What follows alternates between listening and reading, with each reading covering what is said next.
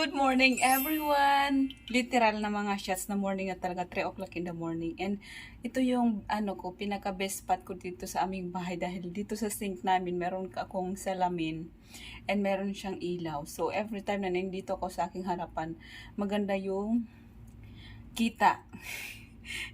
Malinaw yung aking camera mga shots. So kaya ito yung pinaka favorite spot ko dito sa bahay kasi ayaw ko yung maraming ilaw, kaya ito lang lagi yung binubuksan ko sa sa bahay namin na parang naging lampshade na namin to aming kusina kasi nga dahil dito yung mailaw tapos nakikita ko yung aking sarili. Anyway mga shoot, kakatapos ko lang wait lang, hiningal ako. Kakatapos ko lang maligo and as you can see, ba't ganyan yung ating video? Ayan, as you can see, katatapos ko lang maligo and kahapon pala, wait lang mga shots. May kukunin ako. Kahapon pala, mayroon akong dumating na na order galing TikTok sa aking shop. And dahil nga, tanggalin na natin itong aking mga alibalbad sa aking buhok. Di pa naman siya tuyo. But okay na yan. Saglit lang mga shots.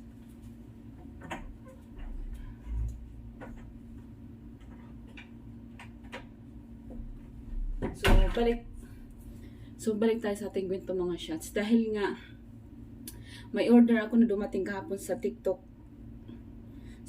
ko, sa aking shop. And, dahil nga free tayo, why not? I-try natin kasi hindi naman mawawala kung susubukan natin, di ba? So, let's try a new things sa aking belly area. Dahil nga, buntis ako, and papakita ko lang sa inyo mga shots, yung aking current situation. Ito yung aking tiyan ngayon mga shots. Wait lang, itaas ko lang to para makita nyo yung aking tiyan ngayon. Dahil nga buntis tayo.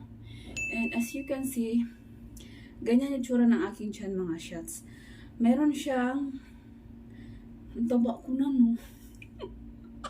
Anyway, I'm currently 12 weeks sa aking lagay na ito ngayon. So 12 weeks na yan siya.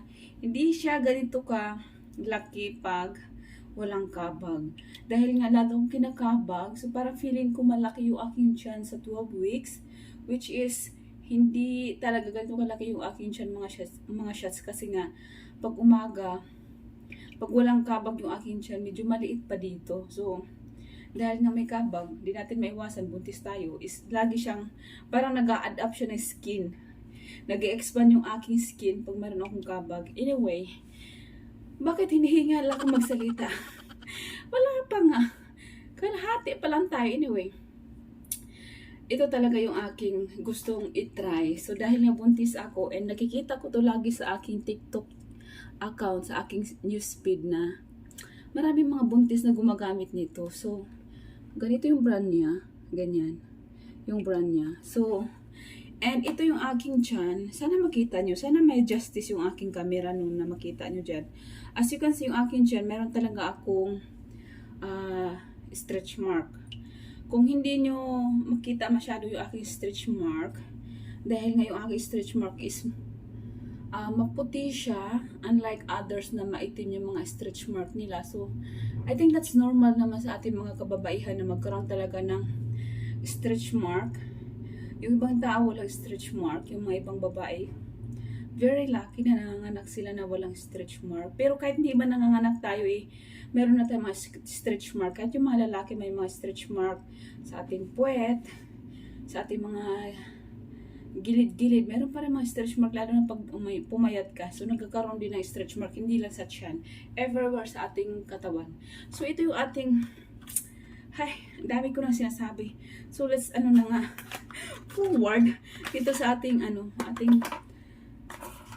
i-review na stretch mark na cream, anti-stretch mark cream yung nabili ko sa aking TikTok. Yung kanyang brand is Asla. So we will see. First time ko itong matry kasi nga at sa taga-taga naman ng panahon ngayon lang ako nabuntis mga shots after 14 years na hindi ako nabuntis. So ngayon na tayo magagamit ng ganito. Wala siyang amoy. May problema yung aking ilong. Wait lang. Wala talaga siyang amoy mga shots kasi kailangan pa pala siya buksan dito sa ilalim. O diba, syunga-syunga. Syunga-syunga ang buntis. Pag ang buntis naging syunga-syunga din minsan, naging makakalimutin. Anyway, hindi natin kaya sa ating kuko. Gamitan natin ang mahiwagang gunting para makita natin and maamoy natin. Wait. But, to be honest, hindi siya mabango. Parang pag isang pindot ko, parang feeling ko may umutot. Akala ko umutot ako. Hindi siya maganda, hindi siya appealing yung kanyang amoy. Or something, wala naman akong naamoy dito. Ay, wait lang. I-mix muna natin. Okay, baka kailangan ng i-mix. Wait lang, hold on mga shots. Bigyan natin ng hustisya tong cream na to. Baka mali lang ako. Let's try maglagay ng konti.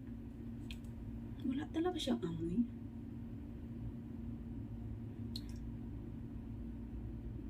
To be honest, mayroon siyang amoy na very slight at hindi ko malaman kung ito ba talaga yung amoy niya. May amoy siya na di ko maintindihan mga shots yung kanyang, di ko ma-explain yung kanyang amoy. Anyway, maglagay na tayo. This is the day 1. Oh, parang may sting na nangyayari. Ito yung ating D1 sa paggamit ng ating stretch mark cream. Medyo madami na pala akong nalagay. So, okay na yan. I-ano ko lang sa aking tiyan. So, hindi nyo talaga makikita yung aking stretch mark. Pakititig nyo nga mga shots. Titigan nyo. Meron ako mga stretch mark dyan talaga. White lang siya. Maliban dito. I forgot yung pangalan dito. Sinabi yung kaibigan ko na nurse na sa Dubai. Parang something Leia. Ililive down ko sa sa aking screen kung anong tawag nito kasi alam ko sinabihan niya ako last time ng aking video, nag-video ako sa akin tiyan and tinanong ko kung anong tawag dito sa mga kababayan pabuntis and meron siyang sinabi na word, something Leia. I would put on the screen para alam natin lahat kasi makakalimutin na talaga ako. So anyway, yan lang yung mga natin mga shots update. Yan. So anyway, next week, what's today? Today pala it's what do you call that? Today is September 1. First. Sabi ko sa sarili ko, bawal ng tamad-tamad. And makwento ko lang mga shots kasi nga lately nga, 'di ba, buntis, masyadong tamarin ako lately yung aking first trimester. Talagang wala akong ginawa kundi kumain, magsuka, hindi pala kumain.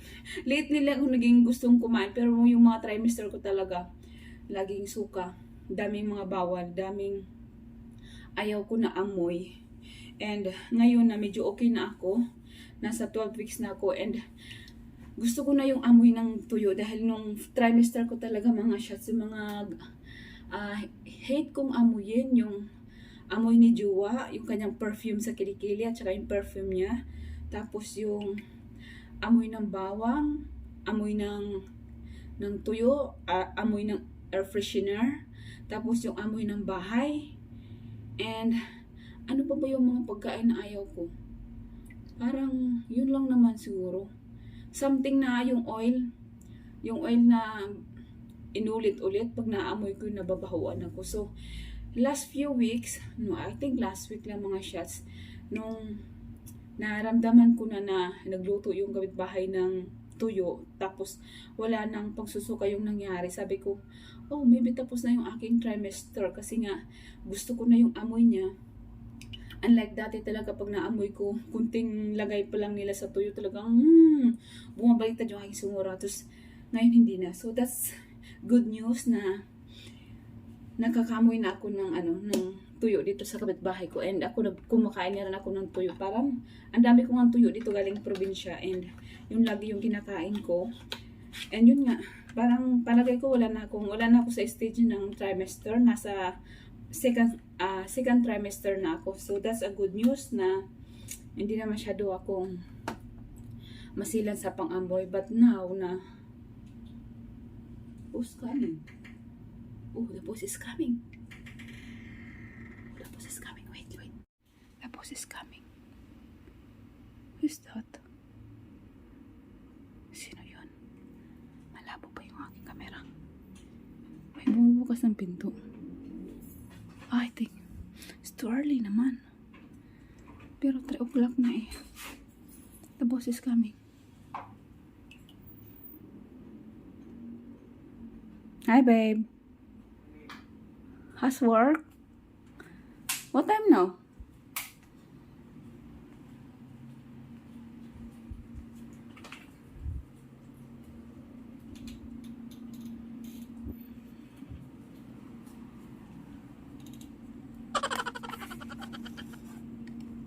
Lagay natin siya.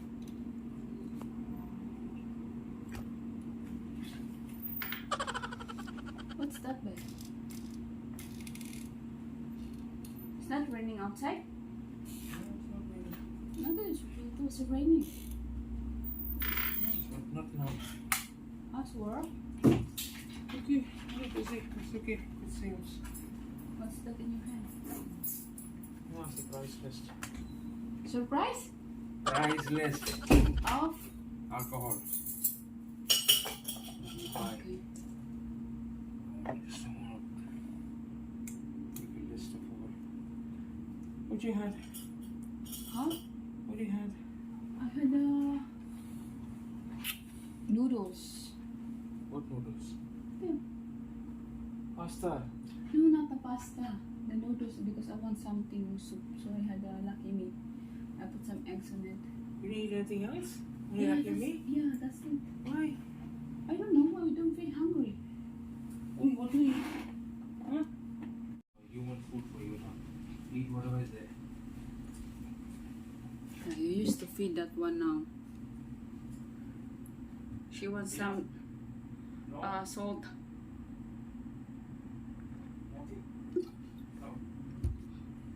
Babe, what's the scoop?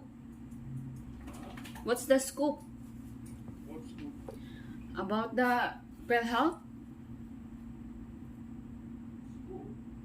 Yeah, what's the news? What's the update? Of what? The Pearl Health. You said you'll do it yourself. Oh my goodness. You said you'll do it yourself. Yeah, I do it myself if I do have money on my hand.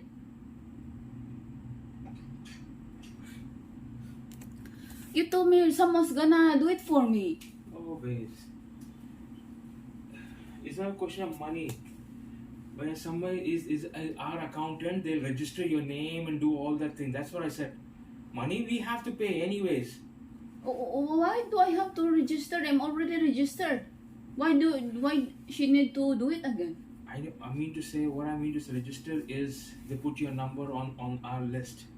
And For then what? He's put Nisa's name also on the company's list, right? Right, so that they'll maintain it and they'll tell us every time whenever we have to pay due, blah blah blah, all that. Oh my goodness. That is what they said.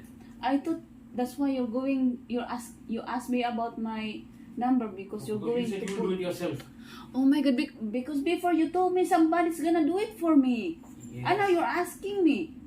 Somebody's going to do it for us means the accountant of our company. Yeah, I thought you're gonna pay her, then put in my account. Yeah, that's what I'm planning to do. And then, But what? you said you'll do it yourself. Yeah, then, why you ask me now? Where's my money? How much is the amount? All that you have told me is about 4,800 per year. Okay, so that's what I was asking you. I told you before, diba? Yeah, but you said your account is some problem, it's not activated or something. Something you said SSS or something. The SS is not activated because it's been a long time I haven't put my... Okay, so Phil Health is 4,800. This is what I'm trying to ask you. So, ayun na mga shots. Na-stress ako ng konti. Na-stress ako. Pero very slight. Nagtalo kami sa ano namin. Ay, nagkaka-stress talaga. Kung hindi ka nagkakaintindihan. Hindi ba? Ang galing-galing. Akala ko nagkaintindihan kami. Tapos hindi pala kami nagkaintindihan. Ay, matagal na namin yung discussion. Hanggang ngayon, hindi pa pala naasikaso. Nakakapanggigil. Anyway, dito na yung boss. Magagalit na naman yung boss.